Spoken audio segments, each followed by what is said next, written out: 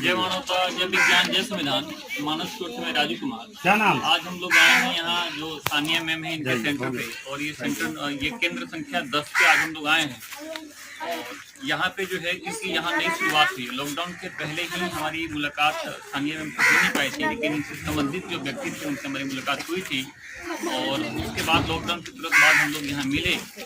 आज से इस सेंटर का शुरुआत किया गया है और सानिया मैम इस सेंटर का संचालन कर रही है। और अभी जो है शकील सर साथ में हैं फिलहाल, क्योंकि 2-4 दिन में शायद आने वाले होंगे। इस वजह से यहाँ दूसरी बात यह है कि हमारे बीच क्योंकि शकील सर हैं जो इस संस्था के संस्थापक हैं, और उनके सहयोग से हम सब लोग मिल करके कुछ बेहतर कर पाने की ओर बैठ जाओ, कोई बात नहीं, बैठ जाओ। अभी बिहार में जो है सबसे बड़ी समस्या है लड़कियों की शिक्षा, और सरकारें अपनी तरफ से प्रयास कर रही हैं, लेकिन ग्राउंड पे सरकारों की वो मेहनत जो है वो उसका कोई खास परिणाम नहीं है। आप बिहार में जो एजुकेशन सिस्टम है वो वैसे ही इतना करप्ट है, और उस एजुकेशन सिस्टम में जब आप पहली की बच्चियों को आप उसका अनुपात देखेंगे 12th तक पहुंचने का, तो मेरे ख्याल से वो बाकी सभी राज्यों से कम है। और वो क्योंकि मैं ग्राउंड पे देख रहा हूँ, मैं जहाँ पे हूँ वो एक बहुत ही पिछड़ा हुआ इलाका है, और ख़ासकर बिहार में कुछ शहरी क्षेत्रों को छोड़ दिया जाए तो लगभग पूरे बिहार की कहानी यही है। इसमें क्या है कि कुछ सक्षम और अमीर परिवारों के बच्चे जो हैं उनकी लड़कियाँ पटना या दिल्ली या लखनऊ या बाहर जाके वो अपने बच्चों को पढ़ा लेते हैं। जो गरीब परिवार है, गरीब समाज है, उस समाज की बच्चियाँ जो है उस समाज के लिए वो बच्चियां बोझ बन जाती हैं। क्यों बन जाती हैं? क्योंकि एक तो एजुकेशन सिस्टम सही नहीं है, एक सामाजिक माहौल सही नहीं है, इन सब का, और एक जो परंपरागत रूप से जो एक पुरुषवादी सोच समाज पर हावी है, इन सभी वजहों से स्त्रियों का उत्थान, नारी का उत्थान नहीं हो पाता है। नारी शिक्षा इसमें सबसे महत्वपूर्ण हो सकता है अगर नारी शिक्षा को सही तरीके से और सही संदर्भ में उसको लागू किया जाए, लेकिन ऐसा हो नहीं पाता है। सरकारी स्तर पे भी इस तरह का कोई भी कार्यक्रम नहीं चल रहा है, और जो कुछ संस्थाएं बिहार में हैं वो भी इस पे विशेष ध्यान नहीं दे पा रही। तो हम लोगों का एक प्रयास ये था कि जो ये टूटी हुई कड़ियाँ हैं बीच में, शिक्षा के क्षेत्र में जो टूटी हुई कड़ियाँ हैं, जहाँ पे सबसे उपेक्षित वर्ग है, उपेक्षित समाज है, उस समाज के बच्चे स्कूल तक नहीं जा पा रहे हैं, क्योंकि वो पूरा समाज ही अशिक्षित है, उसको शिक्षा का महत्व ही नहीं मानता। तो ऐसे में हम लोगों ने एक प्रयास किया, हम सभी लोगों ने, सभी युवाओं ने मिलकर एक छोटा सा एक कार्यक्रम हमने एक शुरू किया मानस के रूप में, जहाँ पे सबसे उपेक्षित वर्ग, सबसे उपेक्षित समाज के बच्चे वो पढ़ाई ना छोड़ें, उनका पढ़ाई जो है वो लगातार चलता रहे, और उसमें खासकर लड़कियों की शिक्षा पे हमने काफ़ी जोर दिया। और जिसका परिणाम ये है कि कई सेंटरों में लड़कियां जो है अभी 6 महीने, कहीं 8 महीने, और बीच में लॉकडाउन भी हो गया था, इसके बावजूद भी उनके माँ बाप कह रहे हैं कि अगर प्राइवेट में हम या सरकारी में ये बच्चियां जो 5 साल में नहीं पढ़ती, वो यहाँ 6 महीने या 3 महीने में इन बच्चियों ने सीखा है या पढ़ा। तो ये हमारा कोई उपलब्धि नहीं है, या हमारी कोई अचीवमेंट नहीं है, ये हमारी जिम्मेदारी है। और हमारे जैसे जो तमाम लोग हैं जो चाहते हैं समाज में कुछ परिवर्तन हो, कुछ समाज में बेहतर परिणाम देखने को मिले, तो उन सब को इस मुहिम में हमारा साथ देना चाहिए, साथ आना चाहिए। इस सेंटर पे ये जो एक नया सेंटर शुरू हुआ है, इस सेंटर पे हमारी जो सहायिका हैं, हमारी जो शिक्षिका हैं, वो सानिया मैडम हैं, इनको लेके हमने यहाँ पे एक छोटा सा उपक्रम जो है शुरू किया है, कार्यक्रम शुरू किया है, जिसमें छोटी बच्चियाँ हैं।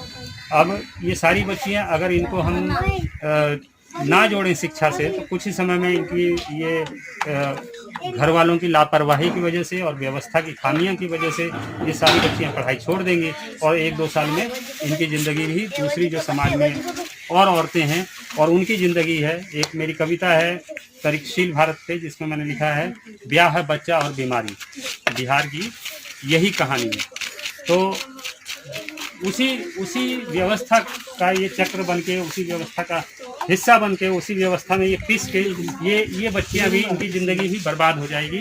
तो उसके लिए ये हमने एक मुहिम शुरू की है, एक कार्यक्रम हमने शुरू किया है मानस के तहत, और शिक्षा के क्षेत्र में ये एक आंदोलन बने, ये एक समाज परिवर्तन का एक बहुत बड़ा माध्यम बने। मेरी जो आकांक्षा है, मेरी सोच है, वो मैं यही चाहता हूँ।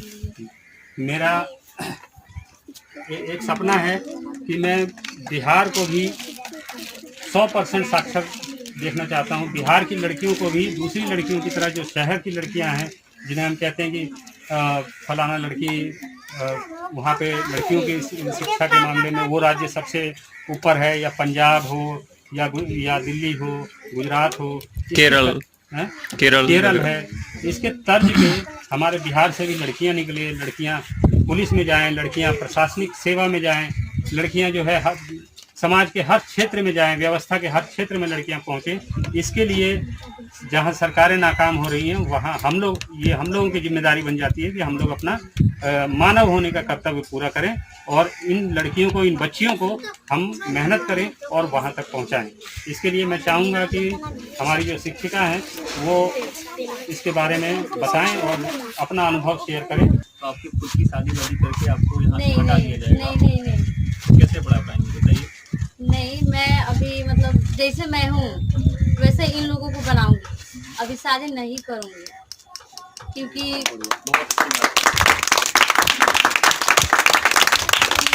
मैंने सोच लिया है कि मैं अभी जैसी हूँ, मतलब जिस टैलेंट पे मैं खड़ी हूँ अभी, उस टैलेंट पे मतलब उस टैलेंट के लिए मैं इनको भी बनाऊंगी। अभी मैं शादी नहीं करूँगी क्योंकि मैं चाहती हूँ जो हम लोग पे बीते वो आगे मतलब किसी भी बच्चे या फिर किसी भी स्टूडेंट पे ना बीते।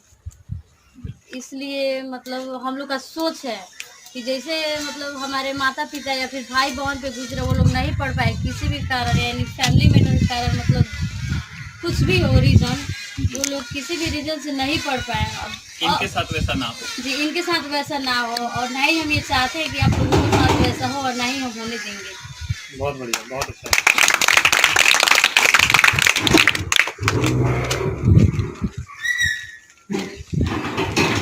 ये जो है, जैसे कि आपने कहा कि मतलब इनकी क्वालिटी को या इनका जो सुपर टैलेंट है उसको पहचान कर बाहर निकालेंगे, तो इसमें जो देखिए बहुत सारी कठिनाई भी आएंगी, वो सब झेलने के लिए तैयार हैं आप? जी,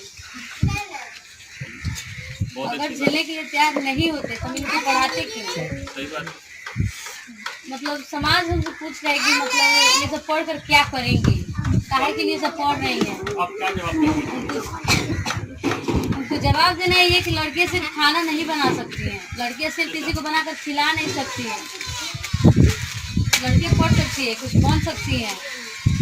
ये जरूरी नहीं है कि लड़कियां सिर्फ खाना बना सकती हैं या फिर किसी को खिला सकती हैं। लड़कियां पढ़ भी सकती है, पढ़ा भी सकती है और कुछ बनकर दिखा भी सकती हैं। आपको ये भविष्य की क्या नजर आती है, ये लड़कियां जो हैं, क्या लगता है आपको कि यहाँ से निकलने के बाद, पढ़ने निकलने के बाद आप क्या सोचती हैं इनके बारे में? ये कहीं हाउस वाइफ बन करके पुलिस निकलने का काम जीवन भर करेंगी, इसमें से कोई डॉक्टर, इंजीनियर, पुलिस प्रशासनिक अधिकारी बन के निकलने का उम्मीद है? जी, बन सकता है। आप लोग क्या बनना चाहते हैं जी बताइए? आप खड़े होइए, आप खड़े होइए, इधर आइए।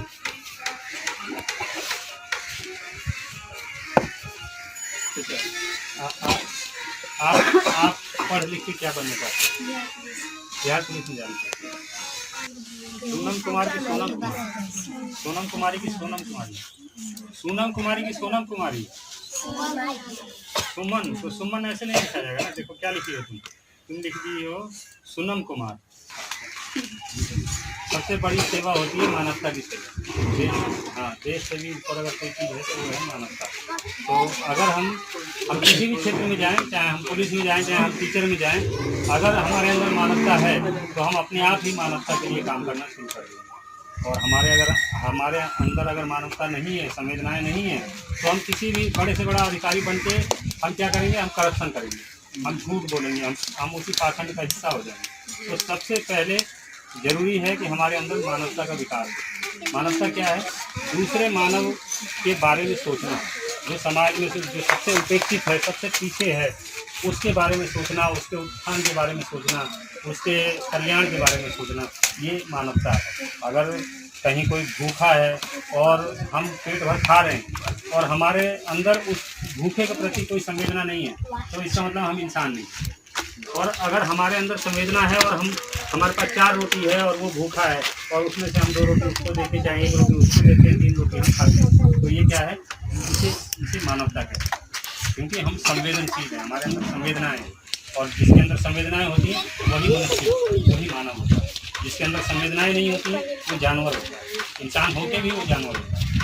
तो इसलिए जरूरी ये है कि हमारे अंदर जो है मानवता हो, हमारे अंदर संवेदनाएं हो, हमारे अंदर जो है परिवर्तन की चाहत हो, हमारे अंदर ललक हो कि हम समाज के लिए कुछ करें, कुछ बेहतर से बेहतर करके जाएं। सबसे मतलब ज्यादा ताकतवर देश अमेरिका हो गया है, क्योंकि वो ये सब चीजों मैंने बंद कर दिया। उनके यहाँ वो लोग क्या कर रहे हैं कि वो अपने देश में चर्च पे ताला लगा रहे हैं, जो उनके धर्म स्थल हैं उनको बंद करके विज्ञान टेक्नोलॉजी पे ध्यान दे रहे हैं। बड़े बड़े डैम बना रहे हैं, अंतरिक्ष यान बना रहे हैं, सौर मंडल से बाहर जाने के बड़े बड़े प्रोजेक्ट तैयार कर रहे हैं वो। और हम लोग क्या कर रहे हैं, हम लोग राम मंदिर बना रहे हैं, बाबरी मस्जिद बना रहे हैं। क्या मतलब है इन चीजों का? कोई मतलब नहीं। तो ये आम जनता को बेवकूफ बनाने के तरीके हैं सरकार के पास, है ना। वो मीडिया के सहारे लोगों का ब्रेन वॉश करके, ये तो मतलब जनता सब नहीं समझ पा रहे हैं। हाँ, कि बस ये सोच रहे हैं कि सोना का कील लग रहा है, वो लग रहा है, सोने का मूर्ति बन रहा है, कितना पैसा का होगा, कितना भारी होगा, कितना ये होगा, बस ये सब मतलब देखकर एक्साइटेड ही मतलब जनता हो रहा है। वो उसका रीजन मतलब क्या है, उसे क्या तात्पर्य है, क्या मतलब है, इससे मतलब कोई को किसी से मतलब नहीं है। अगर मंदिर बन जाने से सभी समस्याओं का समाधान हो जाता तो आपको मालूम होना चाहिए कि भारत में करोड़ों की तादाद में मंदिर हैं, करोड़ों की तादाद में मस्जिद भी हैं, तो फिर यहाँ कोई दुखी हो ना, बस हो गया। तो फिर यहाँ कोई दुखी नहीं होता है कि नहीं, यहाँ सभी सुखी होते। और जिन देशों में 100% नास्तिकता है, जहाँ कोई खुदा कोई ईश्वर नहीं है, वहाँ के सभी लोग सुखी हैं। जो दुनिया में टॉप 10 देश हैं हैप्पीनेस में, दुनिया के जो सबसे सुखी देश हैं, वहाँ पे कोई खुदा कोई भगवान कोई ईश्वर नहीं है, लेकिन उसके बावजूद भी सभी सुखी हैं, किसी को कोई दिक्कत नहीं है कि नहीं सर जी। और यहाँ हर गांव में 5-10 मंदिर है, फिर भी सबके सब दुखी हैं। एक बहुत बड़ा वर्ग दुखी है, परेशान है, हताश है। रोज किसान मर रहे हैं, आत्महत्या कर रहे हैं, बच्चियों के साथ रेप हो जा रहा है और तमाम प्रकार की ऐसी घटनाएं घटित हो रही हैं जो समाज जो इंसान को शर्मिंदा कर दे, जो मानवता को शर्मसार कर दे। किसी की मुस्कुराहटों पे हो निशान, किसी का दर्द मिल सके तो ले उठा, किसी के वास्ते हो तेरे दिल में